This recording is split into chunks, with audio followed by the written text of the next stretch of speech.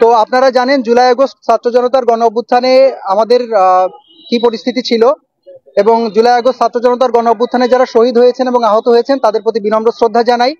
অভ্যুত্থানের পরে কিন্তু আমাদের অনেক বড় কিছু চ্যালেঞ্জ ছিল। প্রথম যে চ্যালেঞ্জ ছিল সেটা হচ্ছে শহীদ ও আহত পরিবারের তালিকা প্রণয়ন, এবং তালিকা প্রণয়ন করতে গিয়ে কিন্তু আমাদের অনেক বড় বেগ পেতে হয়েছে। আমরা একটা বন্যা সমস্যা প্রতিকূল অবস্থা কাটিয়ে উঠি। এই সকল সমস্যা সহ আরো নানাবিধ সমস্যা এবং জটিলতার মধ্য দিয়ে কিন্তু আমাদের শহীদ ও আহতদের যে তালিকা প্রণয়নের একটা বিষয় ছিল সেটা আমরা আল্লাহর রহমতে মোটামুটি সাকসেস করতে পেরেছি। বৈষম্য বিরোধী ছাত্র আন্দোলন তালিকা প্রণয়নের সাথে শহীদ ও আহতদের পুনর্বাসন এবং কর্মসংস্থানের ব্যবস্থা নিয়েই মূলত কাজ করছে, এবং আমরা এটা আরো 1 মাস আগে থেকেই শুরু করেছি। তো মোটামুটি আমরা এখন একটা অবস্থানে পৌঁছেছি। সেই রোড ম্যাপটাই আজকে আমি আপনাদেরকে জানাবো। সেটা হলো বৈষম্য বিরোধী ছাত্র আন্দোলনের শহীদ আহত সেল কয়েকটা মন্ত্রণালয় সহ সরকারি বেসরকারি নানা অর্গানাইজেশনের সাথে কোলাবোরেশন করে এই ছাত্র আন্দোলনে যারা শহীদ হয়েছেন এবং আহত হয়েছেন তাদের প্রশিক্ষণ, কর্মসংস্থান এবং পুনর্বাসন নিয়ে কাজ করবে। তো এই ইতিমধ্যে আমাদেরকে 3টা মন্ত্রণালয় আশ্বাস দিয়েছে: শিল্প মন্ত্রণালয়, সমাজ কল্যাণ মন্ত্রণালয়, যুব ও ক্রীড়া মন্ত্রণালয়। এখানে আমরা প্রায় 50 থেকে 60টা কোর্সে আহতদেরকে এবং শহীদ পরিবারের যারা আছেন তাদেরকে নিয়ে আমরা প্রশিক্ষণের ব্যবস্থা করব, এবং যে যে কাজে দক্ষ সেই কাজের মাধ্যমে তাদেরকে দক্ষতা অনুসারে প্রশিক্ষিত করে তাদেরকে আমরা কর্মসংস্থানের ব্যবস্থা করব এবং পুনর্বাসনের ব্যবস্থা করব। আর ইতিমধ্যে আমরা 100 জন আহতকে কম্পিউটার প্রশিক্ষণ শুরু করে দিয়েছি। গত 8 সেপ্টেম্বর থেকে এটি চালু হয়েছে। আর 30 জন আহত জুলাই যোদ্ধা আছে যাদেরকে আমরা কেয়ার গিভিং প্রশিক্ষণ দিয়ে জাপানে পাঠানোর জন্য ব্যবস্থা করতেছি।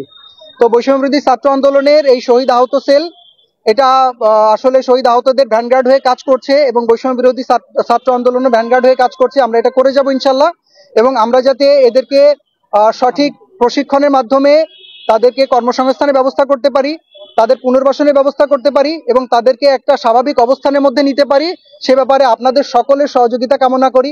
আজকে গণমাধ্যম কর্মী আপনারা যারা এখানে এসছেন আমাদের ডাকে, আপনাদেরকে অনেক অনেক ধন্যবাদ, এবং আপনারাই পারবেন হয়তো এই শহীদ আহত পরিবারের পাশে দাঁড়িয়ে আমাদের সাথে তাদেরকে ভালো একটা ব্যবস্থা বা তাদেরকে ভালো একটা অবস্থানে দাঁড় করানোর জন্য। আর আপনারা আরো একটা বিষয় জানেন, এই আন্দোলনে যারা আহত হয়েছে তারা কিন্তু এখন অনেকে মানসিকভাবে খুব অসুস্থ। তো তারা কিন্তু একটা স্বাভাবিক জীবনযাপনের মধ্যে ছিল। গুলিবিদ্ধ হয়ে যখন আহত হয়ে হাসপাতালে 6-7 মাস ধরে পড়ে আছে, তখন কিন্তু তাদের মধ্যে একটা মানে মানসিক বিকৃতির একটা অবস্থা কিন্তু তৈরি হয়েছে। তো নানাবিধ জটিলতা কিন্তু তাদের সাথে চলছে, যেমন তাদের তালিকা প্রণয়নের সমস্যা, ক্যাটাগরির সমস্যা, তাদেরকে ঠিক টাইমে ভাতা দেওয়া হচ্ছে না, এটা একটা সমস্যা। এই সকল সমস্যা কাটিয়ে যাতে আমরা খুব সহজভাবে তুলতে পারি, এই জন্য বৈষম্য বিরোধী ছাত্র আন্দোলন কাজ করবে শহীদ আহত সেল। আর এই যে সকল মানুষগুলো এখন মানসিকভাবে সুস্থ হতে পারছে না বা স্বাভাবিক জীবনে ফিরতে পারছে না, তাদের জন্য আমরা আরো একটা কর্মসূচি হাতে নিয়েছি। সেটা হচ্ছে মাইন্ড হিল নামে একটা প্রজেক্ট, যেখানে জার্মানের একটা প্রজেক্ট আমাদের সাথে সংযুক্ত হয়েছে। জার্মানের এই প্রজেক্টটা আমাদেরকে হেল্প করবে এই যে সকল আহত পরিবার বা আহত যোদ্ধারা এখন পর্যন্ত স্বাভাবিক জীবনে ফিরতে পারছে না, তাদের মানসিক স্বাস্থ্য নিয়ে কাজ করার জন্য।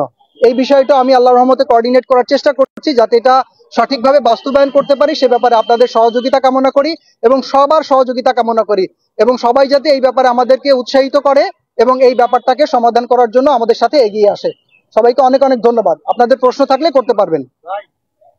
কদিন আগে একটা রিপোর্ট হয়েছে যে 52 জনের তালিকা এসেছে যারা জুলাই না, জি, যারা তাদের নামও এই তালিকায় দিয়েছে। আপনাদের মানে আপনারা কি ব্যবস্থা করবেন? তাদের কি তালিকা থেকে বাদ দেওয়া হবে কিনা আপনাদের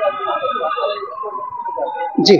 আচ্ছা, আপনারা কিন্তু জানেন যে অভ্যুত্থানের পরে দেশ একটা মানে ভঙ্গুর অবস্থার মধ্যে এখনো রয়েছে, মানে পুরোপুরি কিন্তু এটা সাকসেস হয় না। একটা গণ অভ্যুত্থানের পর দেশের অবস্থা এরকমই থাকে। সেই টালমাটাল অবস্থার মধ্যেও কিন্তু আমরা তালিকা প্রণয়নের কাজটা কিন্তু করেছি, এবং আমি কিন্তু জুলাই আগস্ট ছাত্র জনতার গণ অভ্যুত্থানে যারা শহীদ আহত হয়েছে তাদের তালিকা যাচাই বাছাই কমিটির প্রধান সমন্বয়কারী হিসেবে দায়িত্ব পালন করেছি। 52 জনের যে তালিকা প্রণয়ন, 52 জনের যে তালিকা প্রথম আলো প্রকাশ করেছে, এখানে সবাই যে আপনার ফেক সেটা কিন্তু না। এখানে কয়েকজন আবার সঠিক শহীদও আছে যাদের নাম ভুলক্রমে চলে গেছে, আর যাদের নাম এসছে এখানে তাদেরকে অবশ্যই আমরা তালিকা থেকে বাদ দিব, কেননা অভ্যুত্থানে যারা শহীদ হয়েছে তারা একটা সম্মানের জায়গায় অবস্থান করছে। তো সেই সম্মানের জায়গায় যারা আছেন তাদের সম্মানিত করার জন্য আমরা কোনো ভুয়া শহীদকে তালিকায় রাখবো না। এটার প্রসেসটা আপনাদেরকে একটু বলি। আমরা মুক্তিযোদ্ধা মন্ত্রণালয় থেকে জেলা প্রশাসক বরাবর একটা চিঠি দেওয়া হয়, সেই চিঠির মাধ্যমে একটা যাচাই বাছাই কমিটি, সেখানে একজন ম্যাজিস্ট্রেট, একজন পুলিশ সুপার, একজন ছাত্র প্রতিনিধি এবং আরো কয়েকজন সম্মিলিত অ্যাসিলেন্ট সহ এই কমিটিটা করা হয়। সেখানে যাচাই বাছাইয়ের মাধ্যমে যখন তাদের পক্ষে কোনো প্রমাণ পাওয়া যায় না, তখন তাদেরকে চিঠির মাধ্যমে মুক্তিযোদ্ধা মন্ত্রণালয় থেকে তাদের বাদ দিয়ে দেওয়া হয়, গ্যাজেট থেকে বাদ দিয়ে দেওয়া হয়। প্রক্রিয়াটা সহজ, কিন্তু আমাদের তথ্য পাওয়াটা জরুরি।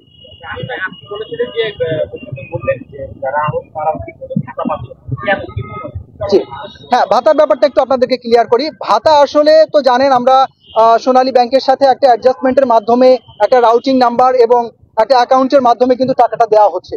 তো অনেক সময় দেখা যায় যে রাউটিং নাম্বার গুলা অনেক আহত জুলাই যোদ্ধা ঠিকভাবে লিখতে পারেন না। আর আপনারা তো নিশ্চয়ই জানেন যে অভ্যুত্থানে কিন্তু মানে শিক্ষিত মানুষের থেকে সাধারণ মানুষগুলোই কিন্তু আন্দোলনে এসেছিল বেশি, তারাই কিন্তু আহত হয়েছে বেশি।